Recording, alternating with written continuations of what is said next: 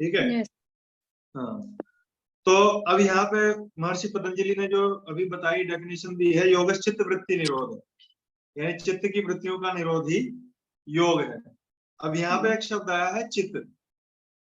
अब हम आज और अगली क्लासेस में ये जो एक सूत्र है इसी की ही व्याख्या होगी अभी कई क्लासेस में। ये छोटा सा सूत्र है, 3 शब्द है इसमें, योग, चित्त वृत्ति और निरोध। तो यहाँ पतंजलि कह रहे हैं कि चित्त की वृत्तियों का निरोध ही योग है।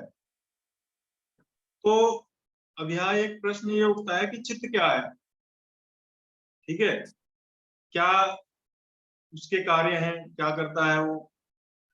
तो सामान्य रूप से या सामान्य भाषा में अगर देखा जाए या समझाया जाए तो मनुष्य के द्वारा जो भी क्रियाएं की जाती हैं वो उसका जो कारण है, उसका जो मूल है, उसकी जो जड़ है वो चित्त है। ठीक है। चित्त में जो भाव उत्पन्न होते हैं, जो विचार उत्पन्न होते हैं, तो उसके कारण ये चित्त ही जो इंद्रियां हैं, इंद्रियों को निर्देशित करता है कार्य करने के लिए। हम जो कार्य करते हैं वो इंद्रियों के माध्यम से करते हैं, ठीक है ना। ज्ञान इंद्रियां हैं, कर्म इंद्रियां हैं, तो वो सब क्या होता है, ये सब जो चीजें होती हैं, कुछ जानना है, समझना है, या कुछ कहीं जाना है, सुनना है, तो ये सब कार्य किसके द्वारा हो रहे हैं? इंद्रियों के द्वारा, ज्ञान इंद्रियों के द्वारा, कर्म इंद्रियों के द्वारा। सविता जी, माइक ऑफ आपका। लेट जुड़े क्या आज? हाँ जी लेट। आज तो क्वेश्चन आपके लिए ही था, आपको पता लग गया टेलीपैथी से कि मेरे से पूछेंगे, आप लेट जुड़े इसलिए। हाँ जी सुन लिया मैंने क्वेश्चन सर। क्वेश्चन सुन लिया, चलो लास्ट में बताना। ठीक है। चलो, तो जो भी क्रिया हमारे द्वारा होती है, मनुष्य के द्वारा जो भी कर्म कर रहे हैं, उसका कारण क्या है? चित्त है। चित्त ही इंद्रियों को निर्देशित करता है कर्म करने के लिए। जैसे कि कोई चीज देखने का मन कर रहा है, तो क्या होता है, हम जो है आंखों के द्वारा उसे देखते हैं। तो मान लीजिए मन हो रहा है पिक्चर देखने का, ठीक है, पिक्चर हॉल में जाकर के पिक्चर देखने का मन हो रहा है। तो अब जब मन में, चित्त में भाव उठ रहे हैं, तो वो इंद्रियों को उसके लिए प्रेरित करेंगे। यानी पैरों के द्वारा चलना, फिर वो जाएगा वहां जाकर के टिकट लेगा हाथों से, वहां जाके बैठेगा, आंखों से देखेगा, कानों से सुनेगा। तो ये सब किसके द्वारा हुआ?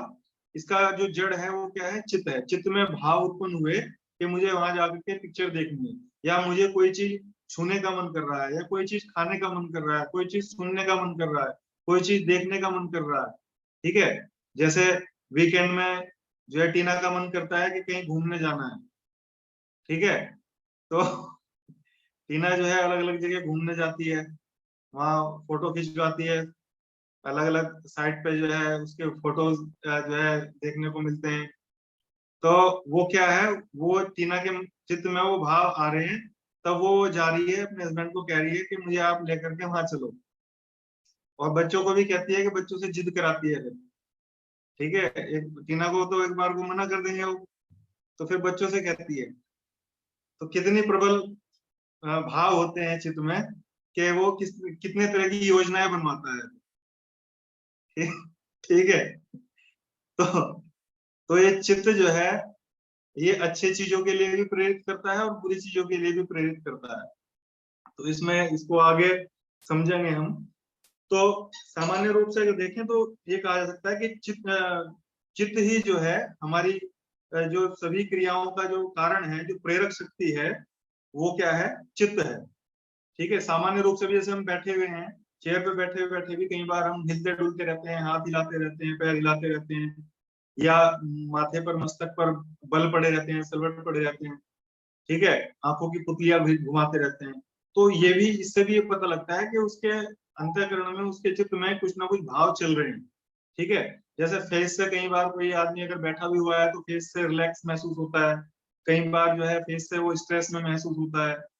तो पता लग जाता है कि अंदर कुछ ना कुछ, फेस से पता लग जाता है कि कुछ निगेटिव या पॉजिटिव चल रहा है उसके मन में। तो ये सारी क्रियाएं जो हैं वो चित्त के द्वारा हो रही है। चित्त जो है सभी क्रियाओं की एक तरह की प्रेरक शक्ति है, चित्त की प्रेरणा से ही ये सारी क्रियाएं हो रही हैं। अब ये प्रश्न उठता है, यहाँ पे क्वेश्चन उठता है कि ये क्योंकि चित्त के होने से सारी क्रिया हो रही है, चित्त प्रेरक शक्ति है सभी क्रियाओं का, तो क्या है चित्त ही आत्मा है? ये क्वेश्चन उठता है। ठीक है, क्योंकि जब तक कहते हैं ना कि जब तक शरीर में हमारे आत्मा रहती है, आत्म तत्व जब तक शरीर में विद्यमान है, तब तक जो है ये हमारा जो शरीर है तभी तक वो उसके द्वारा सारी क्रिया प्रतिक्रियाएं होती हैं, उसमें हलचल, उसमें हिलना डुलना, देखना बोलना चलना, उसके शरीर की जो आंतरिक क्रियाएं हैं, नाड़ियों का स्पंदन है, श्वास प्रश्वास है, हृदय गति है, ये कब तक रहती हैं? जब तक जो है इस शरीर में जो है वो चैतन्य तत्व है, आत्म तत्व है। जब इस शरीर से वो चैतन्य निकल जाता है, वो चला जाता है, इसको छोड़ देता है, त्याग देता है, तो शरीर की जितनी क्रियाएं हैं, जितनी एक्टिविटीज हैं, वो थम जाती हैं। ठीक है, फिर उसको आप कहीं उठने के लिए वो नहीं उठता, फिर उसको आप कहीं बैठने के लिए नहीं बैठता, देखने के लिए कहीं नहीं देखता, सुनने के लिए कहीं नहीं सुनता। ठीक है, तो उसकी सारी क्रियाएं जो है वो बंद हो जाती हैं। जैसे ट्यूबलाइट जल रही है और इस ट्यूबलाइट से अगर जो करंट है, जो एनर्जी है, जो विद्युत है, तो वो जब इससे अगर हट जाएगी, स्विच ऑफ कर देंगे या तार काट देंगे उसका, तो इसका जो प्रकाश है वो वो नहीं देगी। ठीक है, तो ऐसे ही ये शरीर से जो चैतन्य आत्म तत्व जब अलग हो जाता है, तब वो निष्क्रिय हो जाता है। तो कुछ लोग ये भी समझने लगते हैं कि चित्त ही आत्मा है। ठीक है, क्योंकि चित्त को यहाँ पे बता रहे हैं कि वो सारी क्रियाओं की प्रेरक शक्ति है, वही कारण है सबका। तो अगर वास्तव में देखा जाए तो चित्त और आत्मा, ये इन दोनों को अगर अलग अलग करके हम देखें तो थोड़ा सा कठिन पड़ता है जानना दोनों को, क्योंकि अगर चित्त जो है, चित्त को देखें तो वो सूक्ष्म तत्व है और आत्म तत्व जो है वो अति सूक्ष्म है। एक सूक्ष्म है तो दूसरा अति सूक्ष्म है। ठीक है, उनको जानना जो है इतना इजी नहीं है, क्योंकि यदि अगर दोनों में से, चित्त और आत्मा अगर दोनों में से एक की भी अनुपस्थिति हो, ठीक है, एक की भी एब्सेंस हो, तो एक दूसरे को जानना जो है मुश्किल हो जाता है। चित्त के द्वारा ही आत्म तत्व का अनुभव किया जाता है। ठीक है ना, चित्त को योग में दृष्टा कहा गया है। ठीक, तो दृष्टा मतलब देखने वाला, जो देखेगा वो जानेगा। ठीक है ना, देखने का मतलब अनुभव करने से। तो चित्त जो है वो दृष्टा है और उस दृष्टा चित्त के द्वारा ही उस आत्म तत्व का अनुभव होता है। तो ये दोनों जो है, दोनों के होने से ही इनकी सार्थकता है, यानी चित्त को ही उस आत्म तत्व की अनुभूति होती है। लेकिन कब होती है? जब वो अंतर्मुखी होता है, जब वो बाह्य विषयों से हट करके अंतर्मुखी होकर के उस सूक्ष्म के द्वारा उस अति सूक्ष्म को जानने की ओर उसकी जिज्ञासा होती है। तो आत्मा जो है वो शरीर की चेतन शक्ति है। चेतना का कारण आत्मा जो है, शरीर में जो है वो चेतना का कारण, यानी शरीर में जब तक वो चैतन्य है, आत्मा है, तभी तक वो चेतन दिखाई देता है, एक्टिव दिखाई देता है। और जो चित्त है वो इस चेतन शरीर में जो है वो जानने की जो क्रिया हो रही है, क्योंकि आत्मा को जो है वो ज्ञान स्वरूप कहा गया है। ठीक है, तो चित्त में जो जानने की, चित्त के द्वारा जो जानने की क्रिया हो रही है, शरीर में जो जानने की क्रिया हो रही है, वो चित्त के द्वारा हो रही है। तो एक जो है, यानी जो आत्मा है, वो शरीर में चेतना का कारण है। दूसरा जो चित्त है वो चेतन शरीर में ज्ञान का कारण है, उसके द्वारा ज्ञान हो रहा है, यानी चित्त एक तरह का यंत्र है। ठीक है, तो व्यावहारिक रूप से अगर देखें तो मनुष्य में जो मैं और मेरे का भाव है, ठीक है ना, मैं करता हूँ, मैं खाता हूँ, मैं जाता हूँ, मैं सोता हूँ, ये मेरा है, ये तेरा है, मैं और मोर तोड़ की मार, ये सब जो है चित्त के ही कारण है। ये सब भाव चित्त में ही उत्पन्न होते हैं। अब ये प्रश्न उठता है कि चित्त आया कहां से, चित्त की उत्पत्ति कैसे हुई है? तो सांख्य और योग दोनों एक ही सिद्धांत को मानते हैं। जो प्रकृति है, मूल प्रकृति जिसको कहा गया है, वो उसको कई नामों से जाना जाता है। उसको मूल प्रकृति भी कहा गया है, उसको अव्यक्त भी कहा गया है, उसको गुणों की साम्यावस्था भी कहा गया है। तो प्रकृति जो है वो त्रिगुणात्मक है। जब इस प्रकृति से सृष्टि का जब तक विकास नहीं हुआ था, तब उस स्थिति में ये अव्यक्त थी। अव्यक्त मतलब जो प्रकट नहीं है, प्रकट स्वरूप नहीं है, जो विजिबल नहीं है, ठीक है, तो उसे कहा गया है अव्यक्त, गुणों की साम्यावस्था जो छिपी हुई है। तो प्रकृति त्रिगुणात्मक है। ये त्रिगुणात्मक प्रकृति जो है, जिसको गुणों की साम्यावस्था या गुणों की सुप्त अवस्था या अव्यक्त जिसको कहा गया है, उस स्थिति में तीनों गुण जो है साइलेंट रहते हैं, निष्क्रिय रहते हैं, अनएक्टिव रहते हैं, निष्क्रिय रहते हैं। जब इस प्रकृति के साथ में उस चैतन्य तत्व का संयोग होता है या उसकी निकटता होती है, तो उसकी निकटता मात्र से इस प्रकृति के जो तीनों गुण हैं, जो साइलेंट हैं, जो सुप्त अवस्था में हैं, वो सक्रिय हो जाती है। सबसे पहले रजोगुण सक्रिय होता है। रज सक्रिय होते ही रज के साथ जो है सत्व उदित होता है, ठीक है। और फिर तम, ये तीनों गुणों की एक प्रवृत्ति है। तीनों गुण एक दूसरे को जो है दबाने का काम करते हैं, मतलब एक गुण प्रबल होकर के दूसरे को दबाने की कोशिश करता है, ये इसकी नेचर है। तो जिस समय जिस तरह का गुण प्रबल होगा, उस समय उस तरह के भाव देखने में आएंगे। तो जब उस चैतन्य यानी उस पुरुष की निकटता होने से, उसके सन्निष्कर्ष से प्रकृति के गुणों में जब उद्वेलन होता है, सक्रियता आती है, तो सबसे पहले जब सतोगुण प्रबल होता है, तो सतोगुण की प्रबलता में चित्त की उत्पत्ति होती है। ये सतोगुण की प्रबलता के कारण जो स्थिति क्रिएट होती है, उसको चित्त कहा गया है। तो इस चित्त को, अब सतोगुण की प्रबलता में इसकी उत्पत्ति होती है, तो इसीलिए चित्त को सत्व प्रधान कहा गया है, ठीक है ना।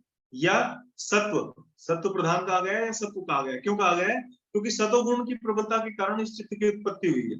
तो चित्त की जो नेचुरल स्थिति है, जो प्राकृतिक उसकी स्थिति है, वो क्या है? सात्विक स्थिति। सात्विक स्थिति मतलब सात्विकता का लक्षण क्या है? कि वो शांति, स्थिति, एकाग्रता, ज्ञान, धर्म, वैराग्य, इस तरह की चीजें जो है, इस तरह के भाव जो है, वो उसकी स्वाभाविक स्थिति है, ठीक है। श्रीमद् भगवत गीता में भी कहा गया है, आहार शुद्धो सत्व शुद्धि, सत्व शुद्धो स्मृति लब्धि, यानी आहार के शुद्ध होने पर चित्त की शुद्धि होती है, सत्व की शुद्धि होती है। सत्व मतलब चित्त, कहा भी गया ना, जैसा खाए अन्न वैसा होए मन। तो सत्व शब्द जो आया है यहाँ पर श्रीमद् भगवत गीता में, वो चित्त के लिए ही आया है। ऐसे ही पतंजलि योग सूत्र में भी कई जगह सत्व शब्द आया है चित्त के लिए। तप की सिद्धि का फल बताते हैं, कह रहे हैं कि सत्व शुद्धो सत्व शुद्धि सोमनस्य सिद्धि शुद्धि क्षात तपस। सत्व शुद्धि यानी तप से जो है, तप का पालन करने से, तप का अनुसरण करने से, तप का अनुष्ठान करने से, तप का जो है आत्मसात करने से सत्व शुद्धि होती है। सत्व मतलब चित्त, ठीक है ना। यानी चित्त में जो अशुद्धियां आई हुई हैं, चित्त में जो नकारात्मक भाव है, चित्त में जो क्लिष्ट वृत्तियां हैं, जो भोगों की ओर ले जाने वाली हैं, जो दुख उत्पन्न कराने वाली हैं, उनकी शुद्धि होती है, वो दूर होती है। तो चित्त के लिए सत्व शब्द भी आया है, कई जगह आया है। आयुर्वेद में भी आया है, श्रीमद् भगवत गीता में भी आया है, और पतंजलि योग सूत्र में भी आया है, और भी अन्य ग्रंथों में आया है। तो चित्त को, ये क्वेश्चन मान लीजिए आपके पास आता है, 4-5 आपको ऑप्शन दे दिए कि इनमें से चित्त को क्या कहा जाता है। सत्व कह दिया, वृत्ति कह दिया, क्लेश कह दिया, ठीक है, और कुछ शब्द दे दिया। तो सत्व जो है वो चित्त का पर्यायवाची है, ठीक है। तो चित्त जो है वो सत्व प्रधान है, क्योंकि सत्व गुण की प्रबलता में उसकी उत्पत्ति हुई है। और अगर दर्शन की भाषा में देखा जाए, तो चित्त जो है वो प्रकृति का सात्विक परिणाम है। सात्विक परिणाम मतलब कि जैसा भी बताया कि सतोगुण की प्रबलता में चित्त की उत्पत्ति हुई है। तो चूंकि जो प्रकृति है प्रकृति त्रिगुणात्मक है। अभी बताया था ना, प्रकृति में जो है तीनों गुण जो है प्रारंभिक स्थिति में जब अव्यक्त रहती है, वो मूल प्रकृति में तीनों गुण रहते हैं सुप्त अवस्था में। तो जब सुप्त अवस्था में थे, जब वो एक्टिव हो जाएगी, मतलब ये गुण ही प्रकृति को सृष्टि रूप में प्रकट करते हैं। प्रकृति तो वास्तव में ये जो हम देख रहे हैं, ये उस मूल प्रकृति का प्रकट स्वरूप है। ठीक है ना। जैसे एक बीज है, किसी भी वृक्ष का कोई बीज होता है, तो बीज बहुत छोटा सा होता है। जब बट वृक्ष होता है, उसका बीज दाने के बराबर होता है, बड़ का पेड़। और उसमें जब वो वृक्ष पौधा होता है, फिर वृक्ष बनता है, तो बहुत विशाल हो जाता है। ऐसे ही ये जो मूल प्रकृति है, जिसको अव्यक्त कहा गया है, जब तक ये गुण सुप्त अवस्था में रहते हैं, निष्क्रिय अवस्था में रहते हैं, तो बीज रूप में। और जब ये सक्रिय हो जाते हैं उस चैतन्य की निकटता मात्र से, तो ये फिर जो है एक विराट वृक्ष का रूप ले लेते हैं, जो सृष्टि के रूप में, जो दृश्य जगत के रूप में हमारे सामने है। ठीक है। तो प्रकृति जो है वो त्रिगुणात्मक है, तो चित्त भी त्रिगुणात्मक है, क्योंकि प्रकृति से उत्पन्न है। ठीक है। जो गुण बीज में होंगे, वही गुण उसके वृक्ष में और फल में भी होंगे। ठीक है। तो प्रकृति में तीनों गुण, सतरजतम तीनों गुण विद्यमान है। पहले सुप्त अवस्था में थे, अब वो उसमें सक्रियता आई, वो गुण एक्टिव हुए, तो अब उनसे जो भी उत्पन्न होगा, उन सब में जो है उन तीनों गुणों का किसी ना किसी रूप में प्रभाव रहेगा। तो प्रकृति त्रिगुणात्मक है, तो चित्त भी त्रिगुणात्मक है, उसमें भी ये तीनों गुण विद्यमान रहते हैं।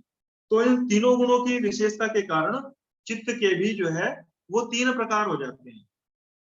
ठीक है। इन तीनों गुणों की विशेषता के कारण, तीनों गुणों की यानी जब जो गुण प्रबल होगा, उस गुण के आधार पर उस गुण की वो विशेषता दिखाई देगी। तो उसको योग की भाषा में कहा गया है, जो सत्वगुण प्रधान जब होता है, तो उसको योग की भाषा में कहा गया प्रख्याशील चित्त। और जब रजोगुण प्रधान होता है, तो उसको योग की भाषा में कहा गया प्रवृत्तिशील चित्त। और जब तमोगुण प्रधान होता है, तो उसको कहा गया है स्थितिशील चित्त। स्थिति, जड़ता। तो प्रख्याशील चित्त, प्रख्याशील मतलब, प्रख्या का मतलब है, जो आपने योग में शब्द सुना होगा विवेक ख्याति। ख्या शब्द है ना, ख्याति, यानी जिसमें जो है। कीजिए सर, ये सत्वगुण में वो तीन गुण दोबारा से बताइए, सत्वगुण और तमोगुण में। कौन बोल रहे हैं? मैं सविता बोल रही हूँ सर। हाँ, क्या पूछा आपने? सत्वगुण, रजोगुण और तमोगुण में जो विशेषता है, वो आपने रिपीट कर रहा हूँ। पहला बताया प्रख्याशील चित्त, प्रख्याशील चित्त। प्रख्याशील चित्त ये जो है जब सतोगुण की प्रबलता होती है। ठीक है। तो ये प्रख्याशील चित्त कहलाता है उस समय। इस स्थिति में क्या होता है? चित्त में ज्ञान, धर्म, वैराग्य, ऐश्वर्य, ठीक है, सत्कर्म, अच्छे विचार, सकारात्मक भाव, हेल्पफुल रहना लोगों के लिए, मैत्री, करुणा, दया, क्षमा, सहयोग, सहानुभूति, जो योग के गुण बताए गए हैं। ठीक। तो ये सब इस स्थिति में चित्त में भाव रहते हैं। दूसरा है प्रवृत्तिशील चित्त। तो प्रवृत्तिशील चित्त जब रजोगुण प्रबल होता है, इसको प्रवृत्ति का मतलब होता है किसी चीज में, किसी कार्य में लग जाना। तो रज का मतलब ही क्रिया है। तो किसी भी कार्य में जब लगे, कब लगेगा? जब रजोगुण प्रबल होगा। तो इस रजोगुण की स्थिति में क्या होता है? प्रवृत्तिशील चित्त की स्थिति में क्या होता है? वो सांसारिक कार्यों में लिप्त रहता है। सांसारिक कार्यों में लिप्त रहने के कारण सांसारिक विषयों में, सांसारिक भोगों में, सांसारिक संबंधों में, सांसारिक चीजों में उसकी आसक्ति बढ़ती है, उसकी प्रवृत्ति बढ़ती है, उनसे अटैचमेंट बढ़ता है। फिर स्थितिशील चित्त। स्थिति ये कब होती है? स्थितिशील चित्त की स्थिति जब तमोगुण प्रबल होता है। तो तमोगुण जो है वो जड़ता का प्रतीक है, स्थिति का प्रतीक है। ठीक है। मतलब निठल्लापन, कुछ ना करना, अजगर करे ना चाकरी, पंछी करे ना काज। ठीक है। जैसे अजगर जब अपना भोजन ग्रहण कर लेता है, तो कहते हैं कि 6 महीने तक पड़ा रहकर वो उसको हजम करता है, बस कुछ नहीं करना, खा लिया, अब रेस्ट करो। ठीक है। तो वो स्थिति कब होती है हमारी, जब तमोगुण प्रधान होता है। तो तमोगुण प्रधानता की स्थिति में, इस स्थितिशील चित्त की स्थिति में क्या होता है, जड़ता, कुछ ना करने का मन करना, निठल्लापन, जिसको प्रमाद कह देते हैं, ठीक है ना, अपने काम को, आज के काम को कल पर टालना, ठीक है, अधर्म, अज्ञान, इन चीजों में प्रवृत्ति होती है, ठीक है, यानी नेगेटिव तरफ जाएगा दिमाग, चित्त में जो है नेगेटिव भाव उत्पन्न होगा। तो ये तीन स्थितियां जो है तीनों गुणों के आधार पर बताई गई।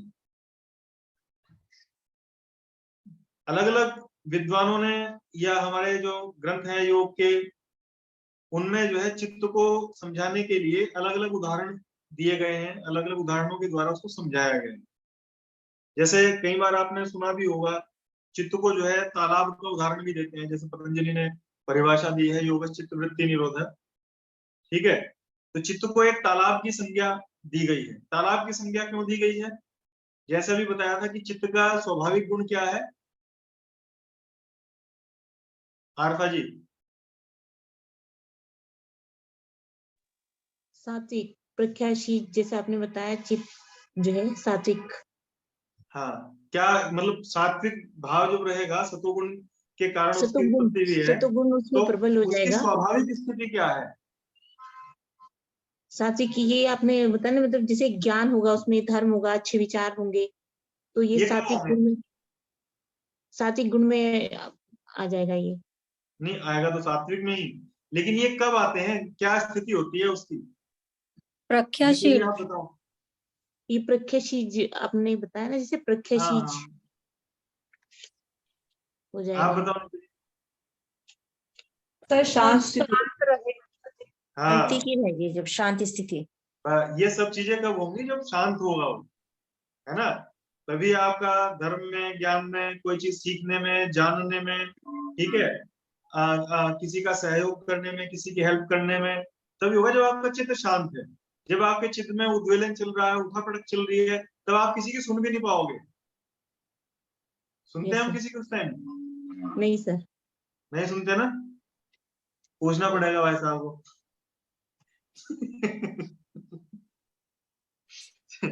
तो ये प्रैक्टिकली चीजें हैं, ये केवल पढ़ने वाली चीजें नहीं है, यस सर, है ना। तो ये हमें अपनी लाइफ में प्रैक्टिकली देखना भी चाहिए कि जो चीजें हम पढ़ रहे हैं, ऐसा होता है क्या हमारे साथ में, तो ये ऑटोमेटिकली समझ में आती है।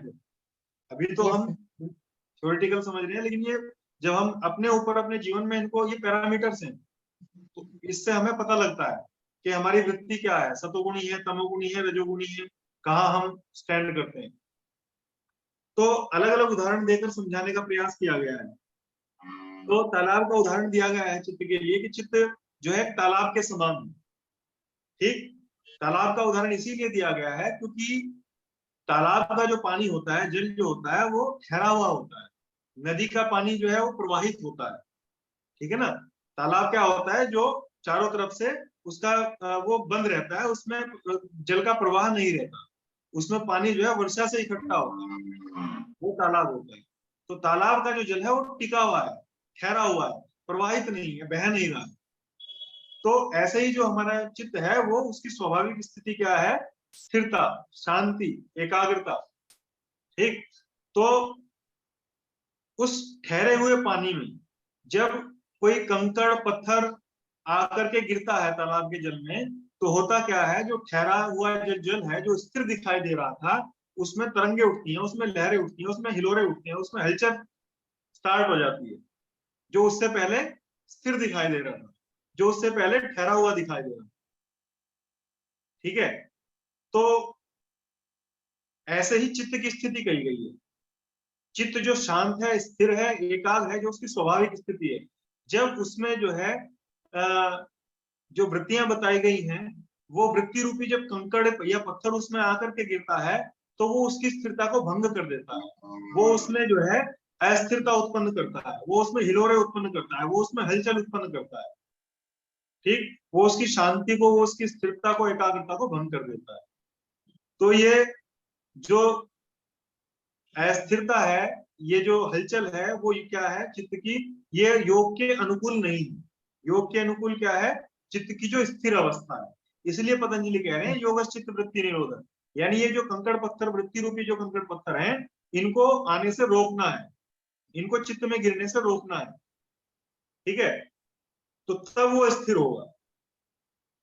और योग साधना का उद्देश्य वही है कि जो चित्त में आने वाली जो वृत्तियां रूपी जो कंकड़ पत्थर हैं, उन्हें रोकना, उन्हें हटाना, जिससे चित्त में अस्थिरता उत्पन्न ना हो, जो चित्त की स्थिरता को भंग ना करे, जो चित्त की एकाग्रता को भंग ना करे। इसीलिए पतंजलि कह रहे हैं कि योग कब होगा, जब चित्त की वृत्तियों का निरोध हो जाएगा। क्योंकि योग के लिए चित्त की स्थिरता, एकाग्रता, शांति, स्थिरता आवश्यक है। जब तक चित्त स्थिर नहीं होगा, एकाग्र नहीं होगा, शांत नहीं होगा, तब तक योग की स्थिति नहीं हो सकती। फिर अगला उदाहरण दे रहे हैं, योग सूत्र में भी दिया गया है। जैसे एक क्रिस्टल होता है, एक स्फटिक, जिसको कहा गया है मणि की तरह से होती है वो। ठीक है ना, क्रिस्टल आपने देखा होगा, क्रिस्टल ट्रांसपेरेंट होता है, पारदर्शी होता है ना। तो आपने देखा होगा कि कोई क्रिस्टल होता है तो वो ट्रांसपेरेंट जो होता है, उसको जहां आप रखेंगे, उसके पास या उसकी सतह पर जो कोई कलर्ड चीज अगर रखी होती है, तो उसके कलर्स को अपने में एब्जॉर्ब कर लेता है, अपने में शोषित कर लेता है। उसको आप अगर साइड से ऊपर से देखेंगे तो कलर्ड दिखाई देगा। ठीक है, होता है ऐसा, यस सर। है ना, कलर्ड दिखाई देता है वो। तो कलर्ड क्यों दिखाई दे रहा है वो तो कलर तो दूसरी चीज का है, उसका तो है ही नहीं वो। उसका सर जब उस पे अक्स पड़ता है तो वो वैसे ही रंग का दिखाई देता है। मतलब क्या है कि वो अक्स जो कह रहे हैं ना, अक्स पड़ता है,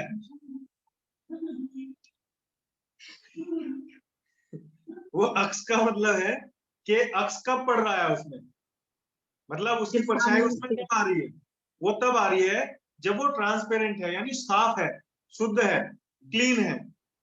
ठीक है, अगर उसके ऊपर गर्दा जमा हुआ है, उसके ऊपर धूल जमी हुई है, ठीक है, वो ट्रांसपेरेंट नहीं है, तब आप उसके अंदर वो कलर नहीं देख पाएंगे। ठीक है, तो चित्त जो है उस स्फटिक, उस क्रिस्टल की तरह से क्लीन है, जो स्वाभाविक स्थिति है उसकी, वो शुद्ध है। लेकिन क्या होता है कि इन वृत्तियों के कारण ही उसमें अशुद्धियां आ जाती हैं। ठीक है, और इन अशुद्धियों के कारण ही वो अपने आप को उन वृत्तियों के अनुरूप देखने लगता है, यानी सुख में सुख का अनुभव करने लगता है और दुख में दुख का अनुभव करने लगता है। जबकि ये क्या है, बाहर की परिस्थितियां हैं, बाह्य परिस्थितियां हैं। ठीक है ना, वो अपने आप को इन परिस्थितियों को अपने ऊपर आरोपित कर लेता है, यानी इसमें मैं और मेरे का भाव आ जाता है। तो वो जो है इन परिस्थितियों से सुख और दुख का अनुभव करता है। जैसे महर्षि पतंजलि साधन पाद के चौथे सूत्र में कह रहे हैं, वृत्ति सारूप्य मित्र, यानी जब तक चित्त की वृत्तियों का निरोध नहीं हुआ था, तब तक क्या था, जो है जो दृष्टा जो है वो चित्त की वृत्तियों के अनुरूप ही स्वयं को देखना, यानी जिस तरह की वृत्ति हुई, जिस तरह का भाव है, जिस तरह के विचार आए, जिस तरह की sir excuse me sir, disturbance हो रहा है, किसी का माइक ऑन है। माइक ऑफ करो। आरपा जी आपका माइक ऑफ है, कौन है? टीना तुम्हारी यही ड्यूटी है, चेक करा दो। हो जाता है कई बार बीच में ऑन करने के बाद ऑफ करना ध्यान नहीं रहता। तो जब उसमें जो है वो ये इन चीजों को अपने ऊपर आरोपित कर लेता है, यानी जैसे वो क्रिस्टल में वो कलर्स जो है दिखाई दे रहे हैं, और वो कलर्स वो समझने लगता है कि ये जो है मेरे कलर्स हैं, ये रंगीनता जो है मेरी है, मेरे में। ऐसे ही वो चित्त जो है, ये बाहर की जो परिस्थितियां हैं, जो सुख दुख रूपी परिस्थितियां हैं, उनको अपने रूप ऊपर आरोपित करके उन परिस्थितियों के हिसाब से जो है अपना आकलन करने लगता है। यानी जो स्थिति अपने अनुकूल होती है। अभी भी किसी का माइक ऑन है भाई? टीना? सर मेरा तो ऑफ है। अरे तो औरों का भी देखो ना, मैं थोड़ा चेक करूंगा सबके। तुम्हारी ड्यूटी यही है, नहीं तो तुम्हारे ऊपर फाइन लगेगा। सर अभी किसी का ऑन नहीं है। चलो, तो उसी के अकॉर्डिंग जो है वो अपनी आपको देखने लगता है, उस परिस्थिति के हिसाब से, उस कंडीशन के हिसाब से। यानी अगर परिस्थिति अनुकूल होती है तो सुख का अनुभव करता है, अगर परिस्थिति प्रतिकूल होती है तो वो उसमें दुख का अनुभव करता है। ठीक है, तो इसी को पतंजलि कह रहे हैं वृत्ति सारूप्य। वृत्ति सारूप्य मित्र, यानी जैसी वृत्तियां होती हैं उसके साथ में वो सारूप्य यानी उसी के साथ में वो तादात्म्य कर लेता है, और तादात्म्य होने के बाद जो है उनको वो अपने ऊपर आरोपित कर लेता है और उसी के अकॉर्डिंग सुख और दुख का अनुभव करता है। सुख में सुखी का अनुभव करता है, दुख में दुख का अनुभव करता है, जबकि दोनों ही स्थितियां उससे अलग है। तो ये किस कारण होता है? अविद्या के कारण, अज्ञानता के कारण। फिर अगला एक और उदाहरण दे रहे हैं चुंबक का। जैसे चुंबक होती है, चुंबक लोहे को अपनी तरफ खींचती है, ठीक है ना। चुंबक के सामने लोहा रख देंगे, वो उसको अट्रैक्ट करेगी अपनी तरफ, उसे खींचेगी जब उसके पास में, उसके संपर्क में वो लोहा आता है। तो ऐसी स्थिति में क्या होता है कि जो चित्त है वो चित्त उसको जो चैतन्य है उसको अपनी तरफ आकर्षित करता है, उसको वो जो है खींचता है, क्योंकि विषय भाव चित्त में है, तो उन विषयों में जो है उसको आकर्षित कर लेता है। किसको? पुरुष को, चैतन्य को, आत्मा को। और उसी के कारण वो जो है जैसे भाव से वो उसको आकर्षित करता है, वैसे ही भाव से वो जो है वो अपने ऊपर जो है ये सुख और दुख का पर्दा डाल देता है, जैसे अभी पहले बताया। जबकि अगर देखा जाए, वास्तव में देखा जाए, तो चित्त और पुरुष यानी जो चैतन्य है, आत्मा है, पुरुष मतलब चैतन्य आत्मा, ये दोनों जो है वो अलग अलग है, दोनों एक दूसरे से भिन्न है। एक जड़ है और एक चेतन है। चित्त जड़ है क्योंकि प्रकृति से उत्पन्न है, और चैतन्य जो पुरुष जो है क्योंकि वो आत्म तत्व है, परमात्मा का अंश है, तो वो चेतन है। तो एक जड़ है और चेतन है, दोनों अलग अलग है। ठीक है, तो चित्त जो है वो एक तरह से चुंबक का काम करता है, और जो पुरुष है वो एक तरह से लोहे की तरह से है। तो चित्त जो है वो उन तीनों गुणों के कारण जो है वो उसको अपनी तरफ अट्रैक्ट कर लेता है, यानी उसमें जिस तरह के भाव उत्पन्न होते हैं तीनों गुणों के कारण, वो उसको अपनी तरफ अट्रैक्ट करता है। गीता में इसी को कहा है गुणा गुणेषु वर्तन्ते, यानी गुण ही गुण में बरत रहे हैं, जो कुछ हो रहा है वो गुणों के द्वारा हो रहा है। लेकिन अज्ञानता के कारण हम ये समझ लेते हैं कि ये मैं करता हूँ, ये मेरे द्वारा हो रहा है, मैंने ऐसा कर दिया, मेरे ना होने से ये नहीं हो सकता, जब तक मैं ना करूं कुछ नहीं हो सकता, ये चीजें होती है ना हमारे दिमाग में। तो ये क्या है? ये हमारी भ्रांति है। तो इसमें जो है, इस उदाहरण में चित्त को चुंबक कहा गया है, और लोहा जो है उसको जो है पुरुष से इंडिकेट किया गया है। जबकि अगर देखा जाए तो ये उदाहरण मेरे हिसाब से सही नहीं है। ठीक है, क्योंकि जो पुरुष है वो चैतन्य है और लोहा जो है वो जड़ है, लेकिन थोड़ा सा उसको समझाने की दृष्टि से कहा गया है। ऐसे ही एक उदाहरण बहुत अच्छा दिया गया है नदी का। ठीक है, मैंने पहले भी आपको कई बार बताया है, चित्त को जो है नदी की तरह से कहा गया है, क्योंकि हमारा चित्त जो है प्रवाहित रहता है। ठीक है, इस चित्त रूपी नदी की दो धाराएं हैं, दो धाराएं इससे निकल रही हैं। एक धारा जो है वो मोक्ष की ओर, जैसे आप समझो, जैसे बताया ना चित्त की वृत्तियां बताया था, उसमें दो तरह की वृत्तियां बताया था, क्लिष्ट और अक्लिष्ट। तो इस चित्त की दो धाराएं हैं, एक तो जो अक्लिष्ट धारा है और एक क्लिष्ट धारा है। जो अक्लिष्ट धारा है वो हमें योग की ओर, मोक्ष की ओर, कैवल्य की ओर, निर्वाण की ओर, निर्जरा की ओर, कल्याण की ओर, मुक्ति की ओर ले जाने वाली है। और दूसरी जो धारा है वो हमें संसार में, भोगों में, विषयों में आसक्त कराने वाली है, लिप्त कराने वाली है।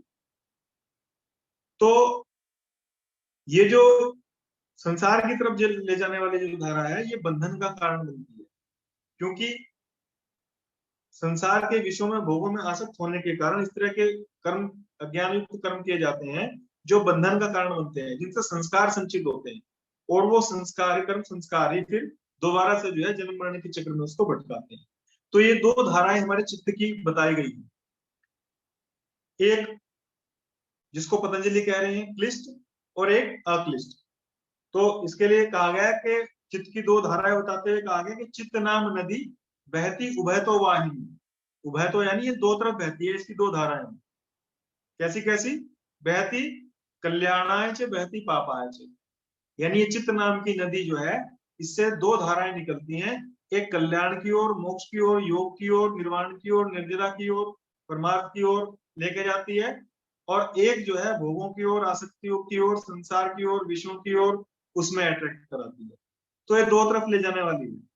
तो सामान्य जो मनुष्य होते हैं, सामान्य जो लोग होते हैं हमारे जैसे, उन लोगों में जो है ये दोनों धाराएं होती हैं, लेकिन जो संसार की ओर ले जाने वाली जो धारा है, जो क्लिष्ट मार्ग पर ले जाने वाली जो धारा है, वो प्रबल होती है, और जो भोग की ओर, मोक्ष की ओर, निर्वाण की ओर ले जाने वाली जो धारा है, वो बहुत संकीर्ण होती है, वो बहुत महीन होती है, बहुत छोटी होती है।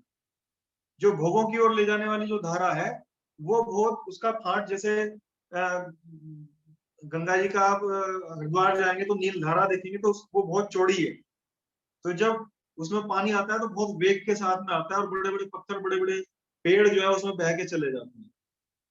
तो यानी जब उस नदी का, जिस नदी का फाट बड़ा होगा, जिसकी चौड़ाई ज्यादा होगी, जिसकी गहराई ज्यादा होगी, जिसका प्रवाह ज्यादा होगा, तो वो हमें जो है बहाकर ले जाएगी। तो ये जो संसार की ओर ले जाने वाली जो क्लिष्ट मार्ग वाली जो नदी है, धारा है, ये हमें जो है भोगों में खींच करके ले जाती है। और वो दूसरी वाली जो है वो बहुत मंद है, तो कभी कभी उसकी तरफ भी हमारा ध्यान चला जाता है, लेकिन उस तरफ हम बढ़ नहीं पाते, क्योंकि उसका प्रवाह मंद है। ठीक है, एक धार में से आगे जाकर के दो हो गई। अब जिसमें ज्यादा मार्ग चौड़ा, जिसका ज्यादा है, जिसकी गहराई ज्यादा है, तो उससे प्रेशर, उसमें प्रेशर से जाएगा पानी ज्यादा।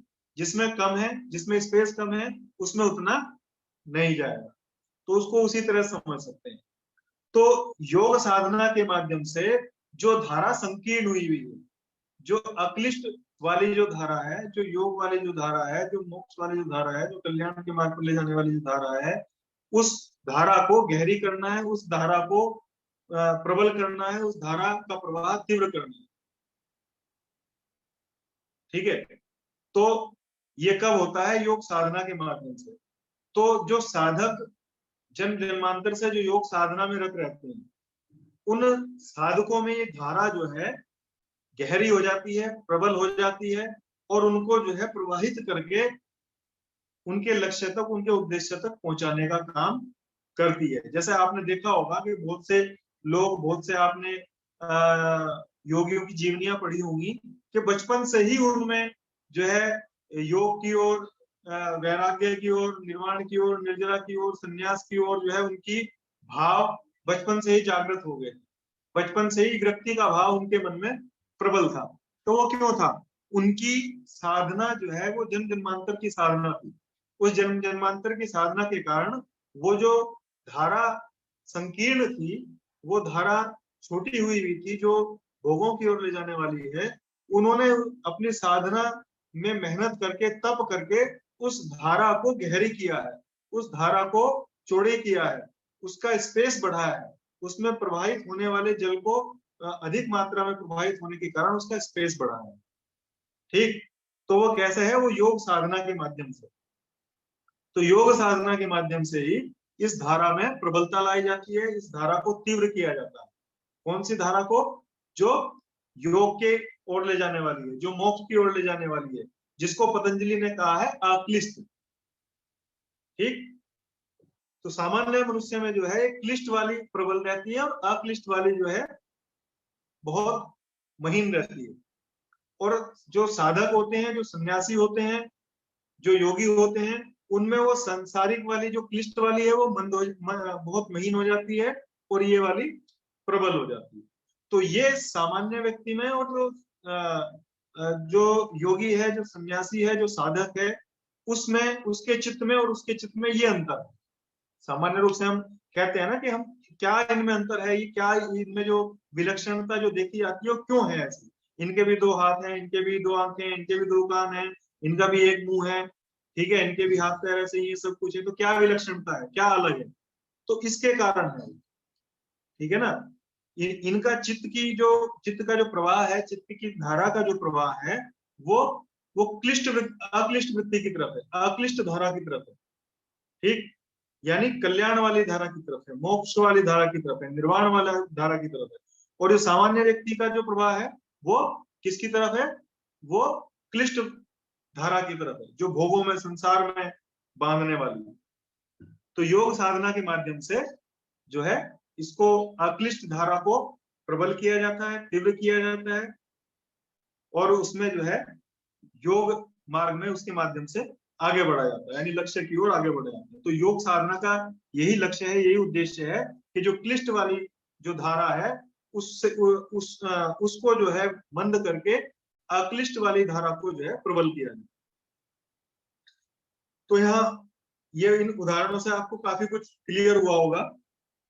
अब हम बात करते हैं, यहाँ चित्त की बात कर रहे थे, चित्त को अंतःकरण भी कहा गया है, ठीक है। तो योग में और सांख्य में त्रि अंतःकरण की बात की गई है। त्रि मतलब तीन, अंतः मतलब आंतरिक, और करण कहते हैं ज्ञान के साधन को। हमारे बीच में यहाँ पे कुछ आयुर्वेदाचार्य भी हैं, अगर मैं कहीं गलत होऊंगा तो बता देना।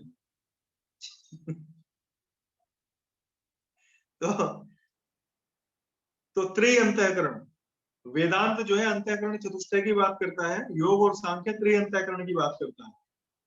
तो करण कहते हैं ज्ञान के साधन को, यानी जिसके माध्यम से ज्ञान प्राप्त किया जा सके। तो त्रि अंतःकरण में जो है मन, बुद्धि और अहंकार, योग जो है त्रि अंतःकरण की बात करता है। मन, बुद्धि और अहंकार, इन तीनों को जो है त्रि अंतःकरण कहा गया है, और इसके संयुक्त रूप को चित्त कहा गया है, ठीक है। यानी त्रि अंतःकरण का मतलब क्या हुआ कि अंतःकरण में स्थित जो ज्ञान के साधन है, यानी जैसे मैंने बताया अभी, करण क्या है, ज्ञान का साधन, त्रि मतलब तीन, और अंतः मतलब आंतरिक या अभ्यंतर।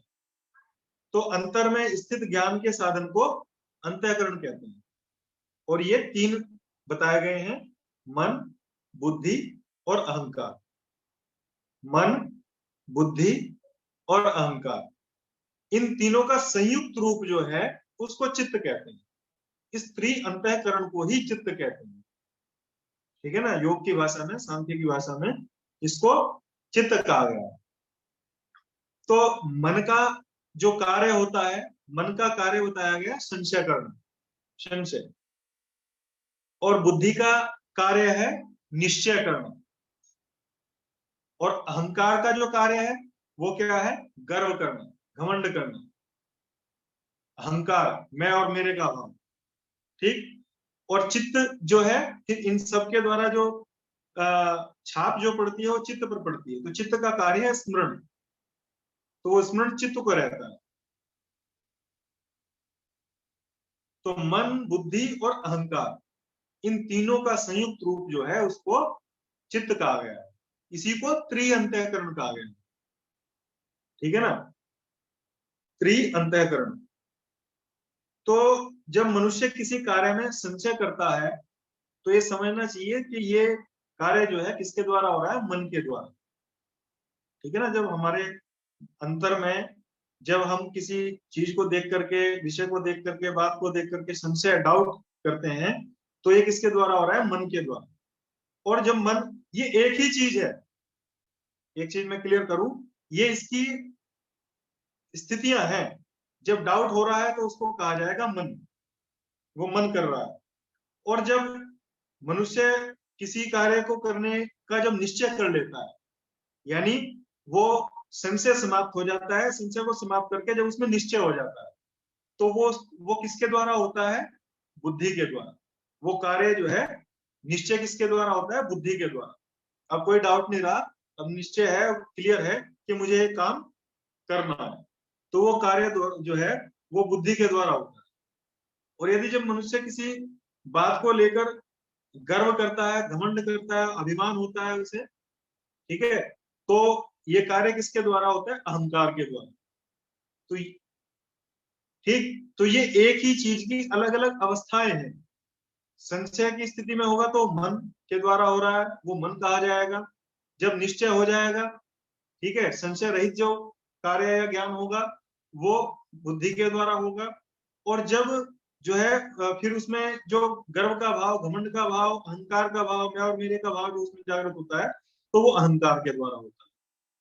और जब फिर उसके बाद जो उस पर छाप पड़ती है, जो एक उसकी रिकॉर्डिंग क्लिपिंग उसमें रह जाती है, तो वो स्मरण का कार्य जो है चित्त के द्वारा होता है। ठीक है, तो इन तीनों का संयुक्त रूप ही चित्त है। वेदांत जो है अंतःकरण चतुष्टय की बात करता है, तो इसको जो चौथा जो बताया वो चित्त, उसको उसमें अलग बता दिया। यहाँ त्रिअंतःकरण बता करके इसका तीनों का संयुक्त रूप चित्त को बता दिया, योग में और सांख्य में। तो ये क्लियर हुआ आपको?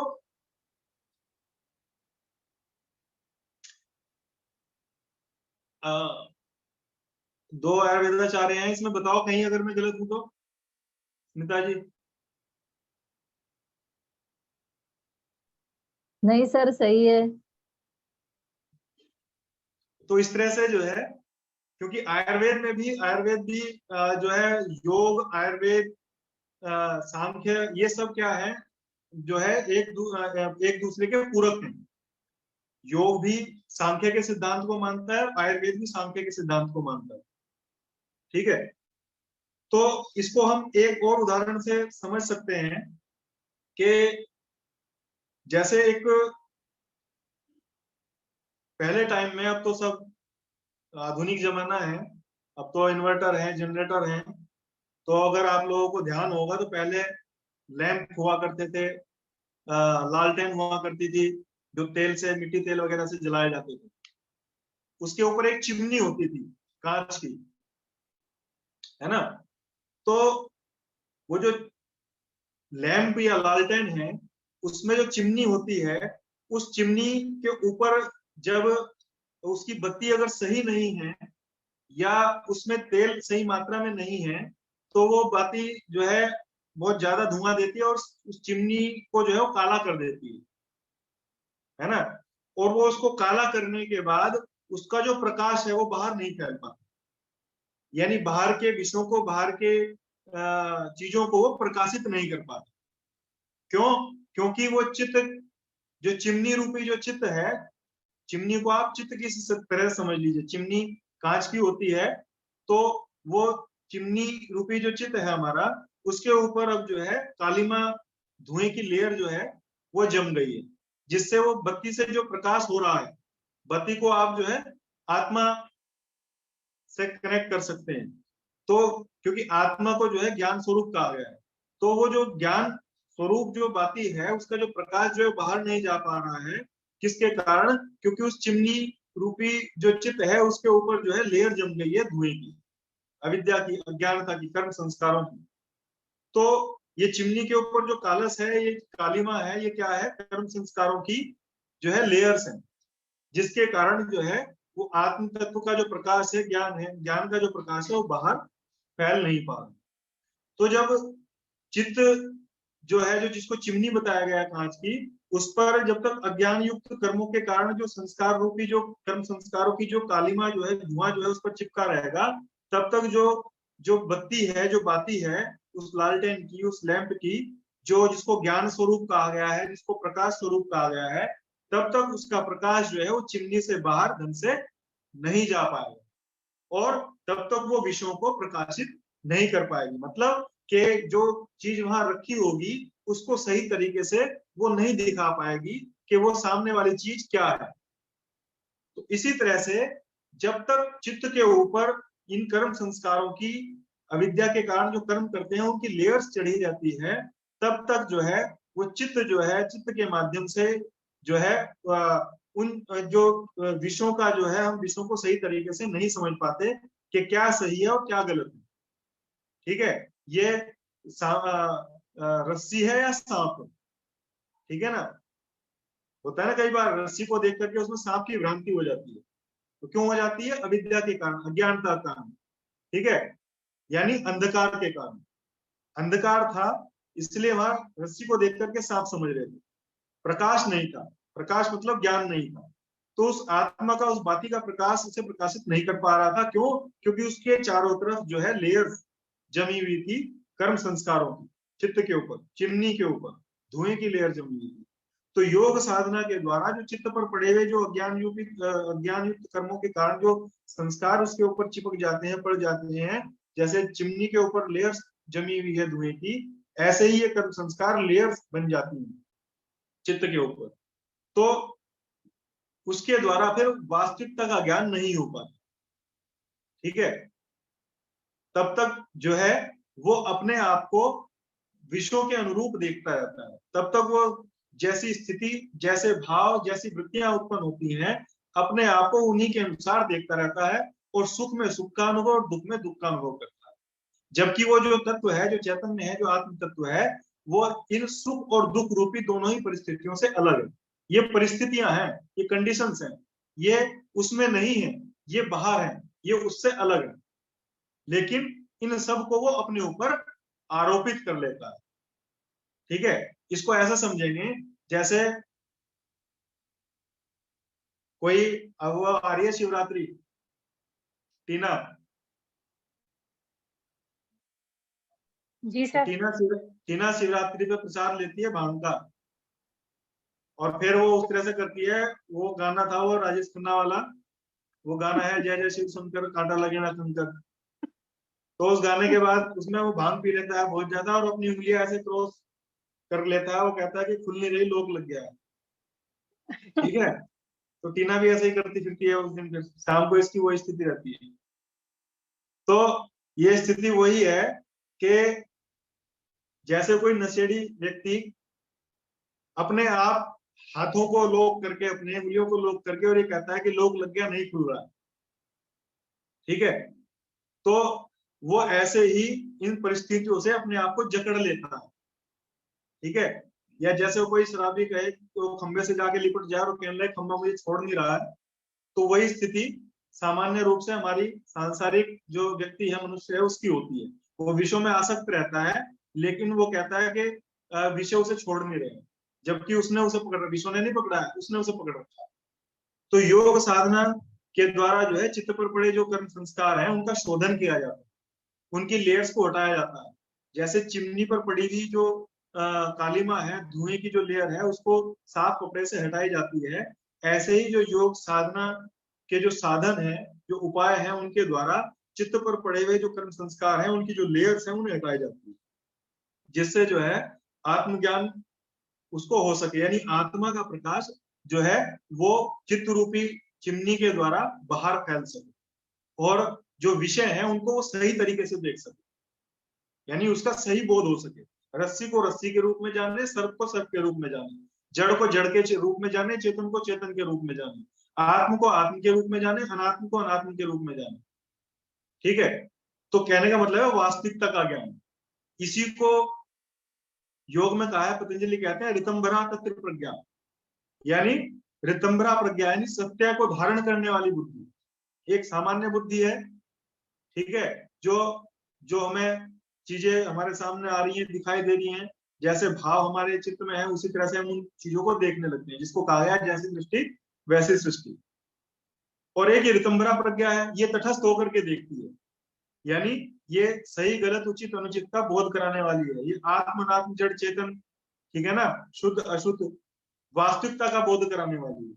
तो इसको कहा गया है ऋतंभरा प्रज्ञा। ऋत कहते हैं सत्य को, प्रज्ञा कहते हैं बुद्धि को, यानी जो सत्य का बोध कराने वाली बुद्धि है, ऐसी बुद्धि जो है योग साधना के माध्यम से प्राप्त की जाती है। और वो कैसे होगा? वो होगा चित्त के शोधन के द्वारा। जब चित्त का शोधन हो जाएगा, जब ये लेयर्स हट जाएंगी उसके ऊपर से, जब उसके ऊपर से ये कालिमा हट जाएगी संस्कारों की, तो तब जो है उसको जो है वास्तविकता का बोध होगा। तब जो है, जो पतंजलि कह रहे हैं तदा दृष्टु स्वरूप अवस्थान, तब दृष्टा अपने स्वरूप में स्थित होगा। ठीक, चित्त की वृत्तियों का निरोध होने पर तब दृष्टा अपने स्वरूप में स्थित हो गया।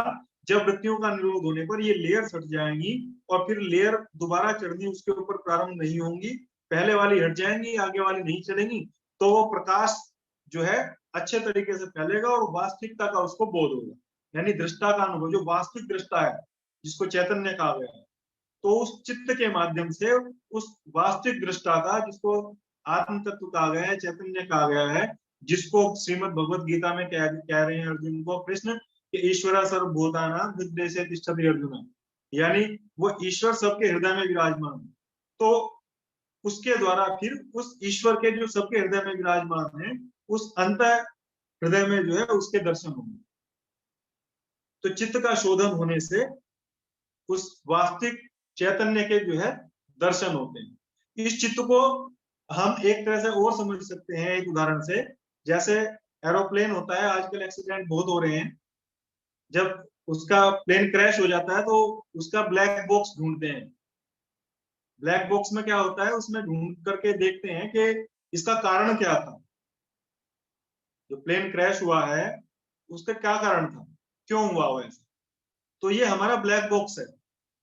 और ये ब्लैक बॉक्स ऐसा है कि जब तक हम अच्छे या बुरे भाव से कार्य करते रहेंगे, जब तक हम किसी अच्छी चीज में आसक्त होकर के बुरे चीज में आसक्त होकर के काम करेंगे, यानी एक्सपेक्टेशन के साथ कोई भी कार्य करेंगे या एक्सपेक्टेशन के साथ कोई कार्य नहीं करेंगे, दोनों ही स्थिति में क्या होगा, इस चित्त में जो है वो डाटा संचित होता रहेगा। और जब हम जो है एक्सपेक्टेशन रहित, जिसको गीता कह रही है अनासक्त कर्म, जिसको गीता कह रही है कर्मयोग, जिसको गीता कह रही है निर्लिप्त भाव से कर्म करना, उस तरह से अगर हम कर्म करेंगे तो ये ब्लैक बॉक्स जो है वो ब्लैंक रहेगा। तो ये ब्लैक बॉक्स ब्लैंक नहीं होता है और ये नष्ट नहीं होता है हमारा, इसी कारण से जो है ये हमें जो है खींच करके लाता है अगले जन्म, जो है अगले जन्म में। मतलब जिस तरह के भाव, जिस तरह के संस्कार इसमें संचित रहते हैं, जिस तरह का डाटा इसमें संचित रहता है, उसी तरह की जो है हमारी अगली कार्य योजना तैयार होती है। यानी अगला जाति, आयु और भोग, यानी जाति यानी योनि, आयु यानी उस योनि की आयु, भोग यानी उस सुख दुख रूपी भोग जो है। तो ये किस कारण होते हैं, जैसे संस्कार जो है हमारे ब्लैक बॉक्स में, हमारे चित्त में संचित है। तो जब तक वो संचित रहते हैं तब तक वो जो है चलता रहता है, वो क्रम चलता रहता है जाति, आयु और भोग का, यानी जन्म और मरण का चक्र जो है वो चलता रहता है। विद्या जी आप कुछ कह रहे हैं, आपका ये बंद है माइक, ऐसा लग रहा है बड़बड़ा रहे हैं। कुछ कह रहे हैं विद्या जी?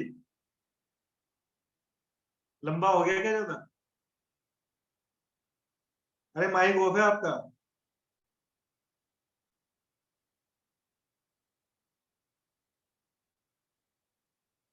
कुछ कह रहे हैं? नहीं। मेरी आवाज आ रही सबको? जी सर आ रही है। तो ये है। तो सर एक क्वेश्चन पूछना था, जो हाँ इसी में पूछ सकती हूँ सर? हाँ पूछिए, मैं सगन को देख लूंगा, आपकी अपना नाम भी बताया करूंगा। हाँ जी, हाँ जी, अनुराधा जी। हाँ सर, ये जो इसमें माया है, माया को कैसे डिस्क्राइब करेंगे इसी चित्त के साथ, जो माया के बंधन में? तो ये माया जो है, जो बाह्य विषय वस्तु जो है, यही है माया, इसी का दर्पण है? हाँ, माया जो है ये प्रकृति जो है ना, प्रकृति का जो प्रकट स्वरूप है, ठीक है। माया जो बीज रूप में है वो मूल प्रकृति है जी, और जो इसका प्रकट स्वरूप है वो माया जो है प्रकट स्वरूप में है, जिसको सृष्टि, जिसको जगत कहा गया। ओह अच्छा। तो इस माया का जो फैलाव है इन तीनों गुणों के कारण है। ओह अच्छा, ये ठीक है ना जी, कहते ना आप कि समझे। हाँ, ये जो मन जो मोहित हो रहा है विश्व में, वो किसके कारण हो रहा है? ये इन गुणों के कारण हो रहा है जी, जो आवरण डाल देते हैं चित्त पे। हाँ जी, वो गीता वही तो कह रही है, गुणा गुणेषु वर्तन्ते, जो हो रहा है जी गुणों जी, में हो रहा है। लेकिन वो क्या समझता है कि ये मैं कर रहा हूँ, या मेरे द्वारा हो रहा है, ये मेरे में हो रहा है। तो उसी के कारण वो जो है, जो कुछ सुख और दुख रूपी जो परिस्थितियां बाहर की हैं, उसको वो अपने ऊपर आरोपित कर लेता है। ओह ठीक, इसको एक जी उदाहरण से समझेंगे हम कि जैसे नॉर्मली क्या होता है कि आप देखिए कि दुनिया में डेली पता नहीं असंख्य लोग पैदा हो रहे हैं और असंख्य लोग मर रहे हैं। हम ना तो जो मरने वाले हैं उन सबका शोक मनाते हैं, और ना हम जो पैदा हो रहे हैं डेली, ना हम उनका जो है खुशी मना रहे हैं। करते हैं हम ऐसा? करते हैं? हम्म। करते हैं नहीं करते? नहीं नहीं नहीं करते। नहीं करते ना? जी जी तो क्यों नहीं नहीं करते करते हो? सर। क्यों नहीं करते? क्या कारण है? क्योंकि नहीं सर सर वो नहीं ज्यादा पता सर। संख्या में तो जानते ही नहीं है।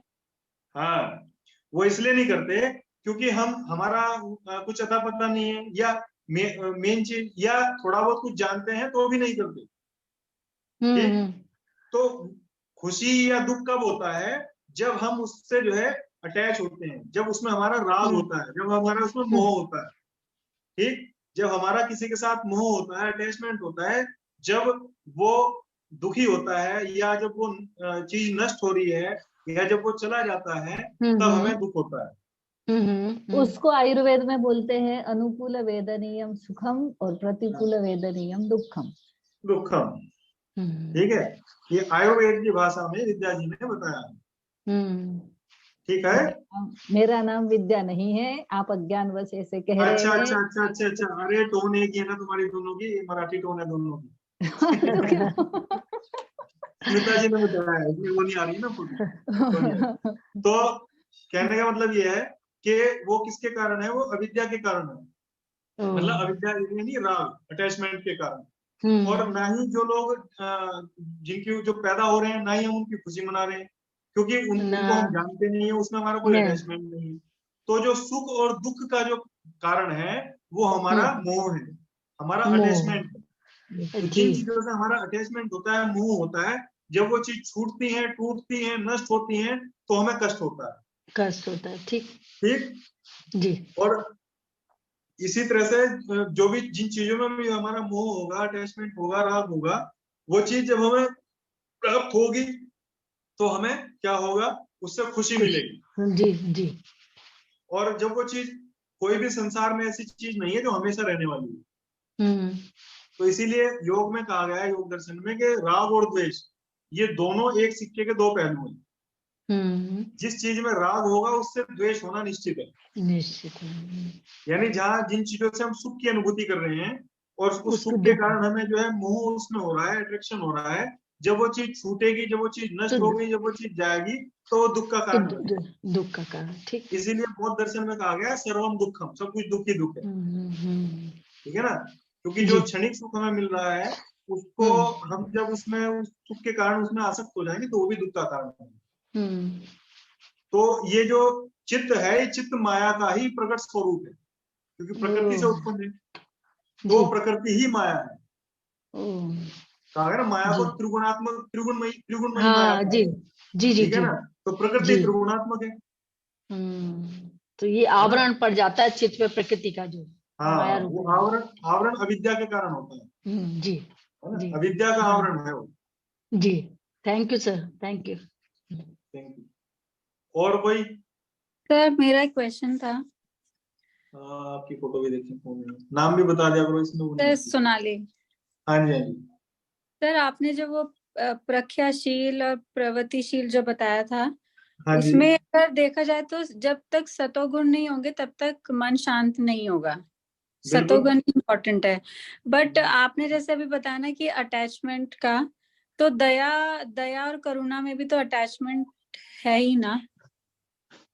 नहीं, जब दया नहीं होगा। अटैचमेंट जो है, देखो इसको ऐसे समझो, अगर एक मदर है और वो, या पेरेंट्स हैं, वो अपने बच्चों का पालन पोषण करते हैं। ठीक।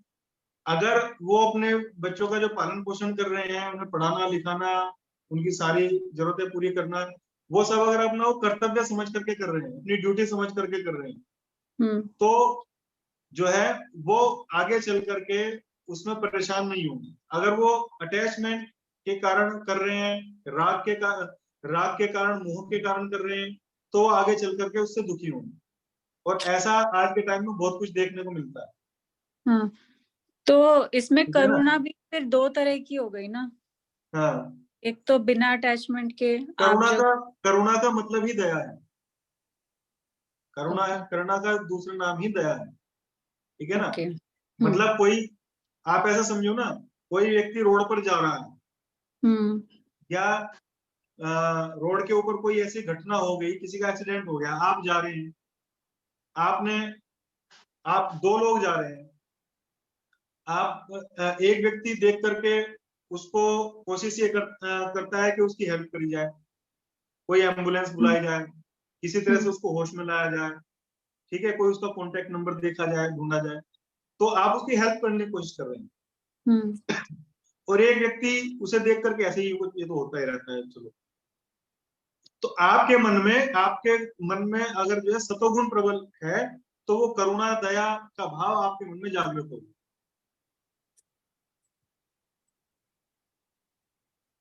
ठीक है ना।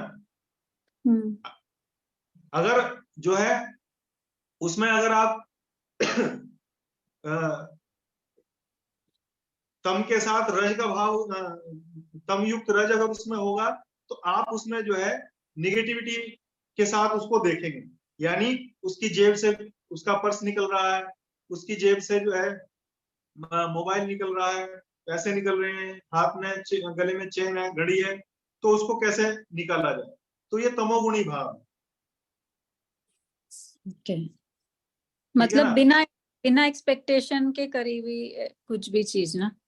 हाँ, ऐसा होता है। एक चीज, अच्छा कार्य कर रहे हैं तो सत्वगुण से हो रहा है, और उस सत्वगुण में भी अगर एक्सपेक्टेशन है, जैसे आप कहीं भंडारा कर रहे हैं, जैसे आप कहीं स्कूल में जाकर के बच्चों को ड्रेस डोनेट कर रहे हैं, ठीक, और वो करने के बाद आप जो है अपनी पब्लिसिटी के लिए फेसबुक पर डाल रहे हैं, अखबारों में छपवा रहे हैं, अपनी पद प्रतिष्ठा के लिए, अच्छा काम है, लेकिन उससे आपकी एक्सपेक्टेशन है कि मुझे इससे मेरा नाम हो, लोग मुझे देखें, मुझे जाने, मुझे अप्रिशिएट करें, ठीक है, तो वो क्या है, आपके मन में इच्छा है, काम अच्छा है लेकिन इच्छा है, तो उसका फल क्या होगा, अच्छा होगा, उसका रिजल्ट आपको अच्छा मिलेगा, लोग आपको जो है आपकी प्रतिष्ठा बनेगी, आपको समाज में समाज सेवी के रूप में जानेंगे, ठीक है, लेकिन है क्या, वो आपकी इच्छा है।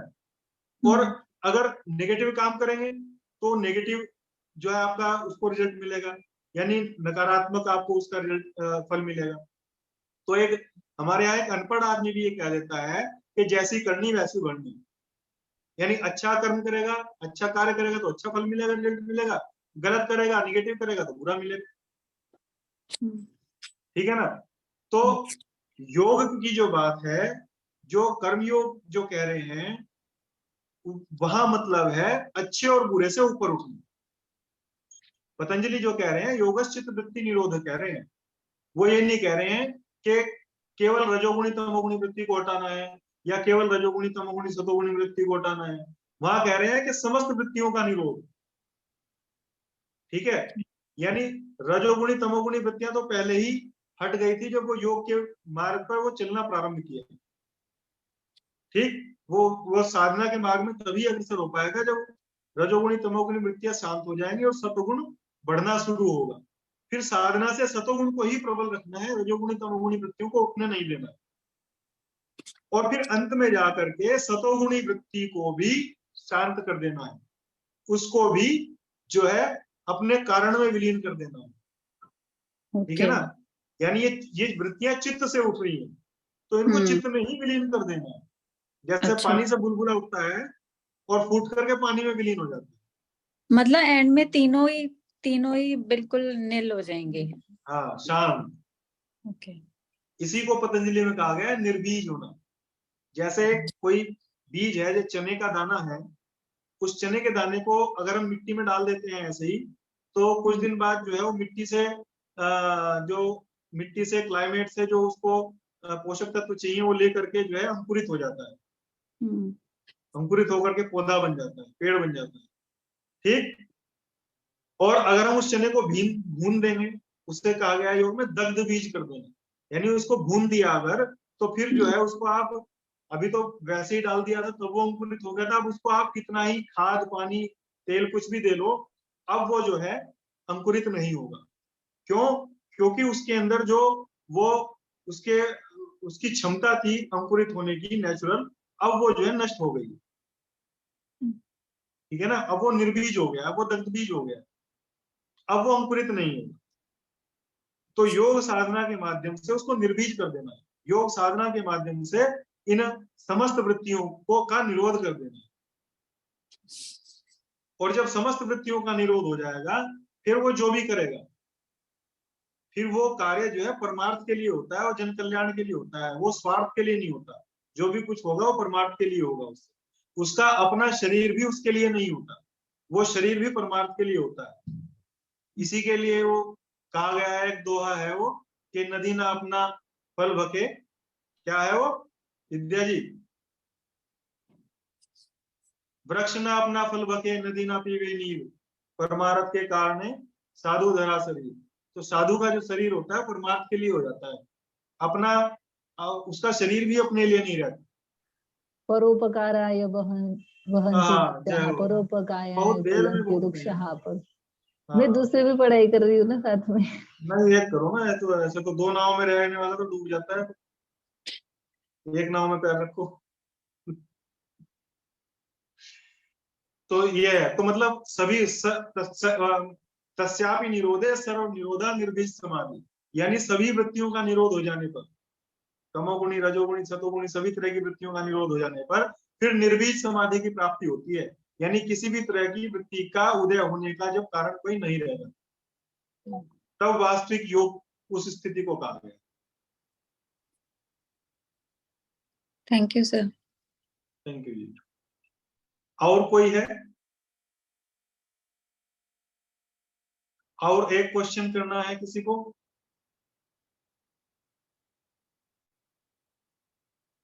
विद्या जी। हाँ सर, आपने पूर्व जन्मों के कर्मों का वो नहीं बताया इसमें, जो ब्लैक बॉक्स बता रहे थे आप। जब पूर्व जन्म के कर्म संचित होकर चित्त में रहते हैं और अगले जन्म वो संस्कार बन के उठ रहे होते हैं। वही तो मैंने बताया ना इसमें। ये अभी पहले ये चीज क्लियर हो जाए, फिर उसको और आगे ऐड करेंगे। अभी तो वर्तमान की बात कर रहे हैं ना। जी सर, जी sir, thank you, thank you. क्योंकि टाइम थोड़ा लंबा हो गया, चलो उसको भी क्लियर कर ही लेते हैं 2 मिनट में। तो जैसे बताया ना, कर्म संस्कार अज्ञान युक्त अविद्या युक्त जो कर्म है, ये क्या है? ये लेयर चढ़ रही है। ये लेयर जो है हर जन्म में जो है वो जुड़ती रहती है। ये जो है लेयर जो है एक के ऊपर एक चढ़ती रहती है और ये बढ़ती रहती है। क्यों बढ़ती रहती है? वो कर्म सिद्धांत जो बताया गया है, कर्म सिद्धांत के अकॉर्डिंग, मतलब जो हम कर्म कर रहे हैं उसका रिजल्ट हमें मिलता है। ठीक है ना? क्रिया की प्रतिक्रिया, यानी जो भी हम कर रहे हैं उसका कुछ ना कुछ रिजल्ट होगा। जैसे कहा था अभी, अच्छे का अच्छा और बुरे का बुरा। तो हम जो भी कर्म करते हैं वो अच्छे या बुरे के भाव से ही कर रहे हैं। ठीक है? आसक्त होकर के ही हम कर्म में लिप्त होते हैं, एक्सपेक्टेशन से ही हम कर्म में लिप्त होते हैं, तो सामान्य रूप से। तो अच्छे या बुरे भाव से जो भी हम कर्म करते हैं वो अच्छे और बुरे के रूप में वो हमारे कर्माशय में, चित्त में संचित हो जाते हैं। तो उसी को पतंजलि कह रहे हैं कि सती मूले तदीपा को जाते होगा, यानी जब तक मूल में वो कर्म संस्कार संचित रहेंगे। मूल क्या है? चित्त। उस चित्त में जब तक वो कर्म संस्कार संचित रहेंगे तब तक जाति, आयु और भोग मिलते रहेंगे। जाति मतलब योनि, आयु मतलब हर योनि की अलग अलग आयु है, भोग मतलब जो जीवन में हमें सुख दुख रूपी जो भोग मिल रहे हैं। तो योनि मतलब जैसे कुत्ता, बिल्ली, भैंस, बकरी, भेड़, इंसान, अलग अलग योनियां हैं बहुत सारी।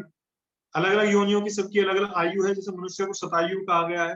कुछ योनियां ऐसी हैं जिनकी आयु कुछ क्षणों की है, कुछ की कुछ मिनटों की है, कुछ की कुछ घंटों की है, कुछ की कुछ दिनों की है, कुछ की कुछ हफ्तों की है, कुछ की कुछ महीनों की है, कुछ की कुछ वर्षों की है, कुछ की कई 100 वर्षों की है। ठीक है? कुछ की कई 1000 वर्षों की है, कुछ की कई लाखों वर्षों की है, जो दैव योनियां। तो ये क्या है? ये हमारे जो है कर्म संस्कारों के कारण, और उनपे फिर जो उसमें भोग मिल रहे हैं। भोग मतलब सुख, जीवन में जो सुख और दुख रूपी जो अनुभव है भोग है, उनको दोनों को भोग कहा गया। तो उसका कारण क्या है? चित्त में जो कर्म संस्कार संचित है, और ये कर्म संस्कार हर जन्म में संचित होते रहते हैं, जुड़ते रहते हैं। ठीक? क्योंकि एक जन्म मिलने पर हम इनमें से कुछ ही इसमें हम भोग पाते हैं, और भोग सामान्य रूप से इनको भोगने के बाद ही ये जो है समाप्त होते हैं। तो जब कुछ ही इनमें से भोग पाते हैं और रह जाते हैं, और फिर आगे के फिर जुड़ते चले जाते हैं, तो ये प्लस होते चले जाते हैं। ये सिद्धांत ऐसा है, कर्म सिद्धांत, जैसे खेती का सिद्धांत है। जैसे खेत में हम बीज बोते हैं, सामान्य रूप से जैसे 1 बीघे का खेत है, तो उसमें अगर हम बीज बोते हैं तो उसमें मान लीजिए 10 किलो हमने बीज बोया किसी भी चीज का, तो उसका कई गुना ज्यादा मिलता है। तो ऐसे ही जो हम कर्म कर रहे हैं, उन कर्मों का हमें कई गुना ज्यादा प्लस होकर के मिलता है। अच्छा कर रहे हैं तो अच्छा भी प्लस होकर के मिलेगा, बुरा कर रहे हैं तो बुरा भी प्लस होकर के मिलेगा। ठीक मिलेगा, वो जैसी करनी वैसी बननी। लेकिन अगर हम अच्छे और बुरे के भाव से हट जाएंगे, हम कर्तव्य भाव से करेंगे, जो गीता कह रही है, ठीक है ना, कर्तव्य भाव से करना, ठीक, अनासक्त भाव से करना, निर्लिप्त भाव से करना, ठीक, तो वो फिर कर्म योग हो जाएगा, यानी वो योग की ओर अग्रसर कराने वाले हो। यानी वो जो पहले वाले थे वो उनको भोग करके वो तो समाप्त हो गए, अगले वाले संचित नहीं हुए, तो क्या हो गया, फिर आगे का जो चक्र है वो धीरे धीरे समाप्त होना शुरू हो जाए।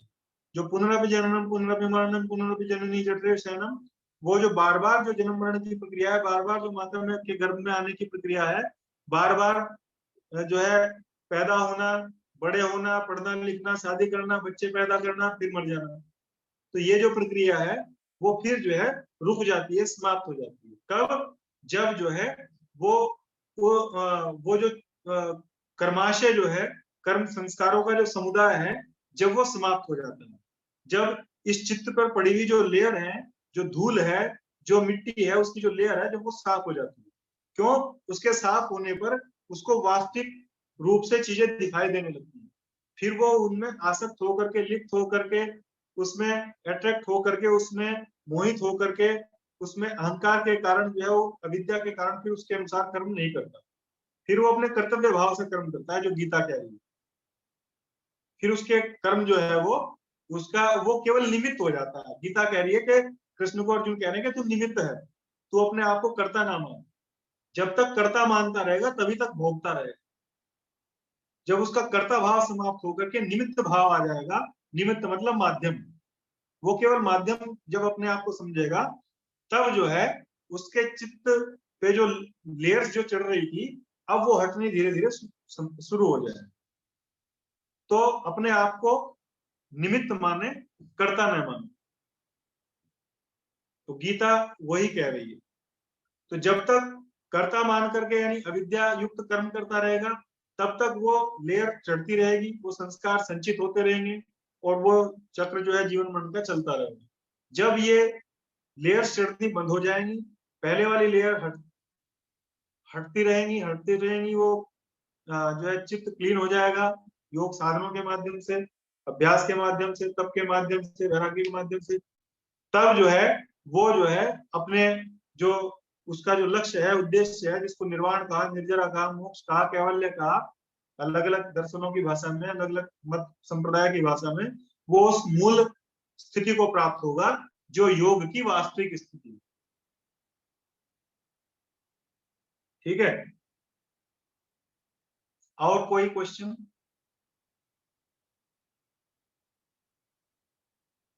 चलिए, तो अब आगे जो है चित्त की जो वृत्तियां हैं, इसमें सूत्र में है योग चित्त वृत्ति निरोध। तो चित्त की वृत्तियों के बारे में बात करेंगे, चित्त की भूमियों के बारे में बात करेंगे, और आगे जो इससे रिलेटेड जो टॉपिक है उनकी बात करेंगे। तो आज ये थोड़ा सा चित्त के बारे में क्लियर किया गया। तो ये एक ऐसा टॉपिक है कि इसके ऊपर अगर पूरा दिन बोला जाए तो भी कम पड़ता है। ठीक है, क्योंकि जैसा अभी उन्होंने बोला था माया, तो ये माया है। तो जैसे कहा गया है कि हरि अनंत हरि कथा अनंता, तो ये माया जो है वो हरि की यानी परमात्मा की कथा है, एक तरह से ये उसी की शक्ति है। इसको जो है गीता में कहा गया है परा और अपरा। ठीक है ना, ये उसकी जो है अपरा शक्ति है, जिसको जड़ शक्ति कहा गया। एक जड़ शक्ति है और एक चेतन शक्ति है। तो इसके बारे में जितना कहा जाए वो उतना कम है, क्योंकि वाणी की अपनी सीमा है, वो उस सीमा से पार नहीं जा सकते। तो अपनी सीमा का वाणी ध्यान रखते हुए यही शांत होती है। धन्यवाद। अगर किसी और का कोई क्वेश्चन ना हो तो धन्यवाद सर। थैंक यू आज की सर। क्लास को थैंक यू समाप्त सर। करते हैं। Thank you. Thank you sir. Thank you. Thank you. Thank you sir. Thank you, welcome. Thank you sir. धन्यवाद सर।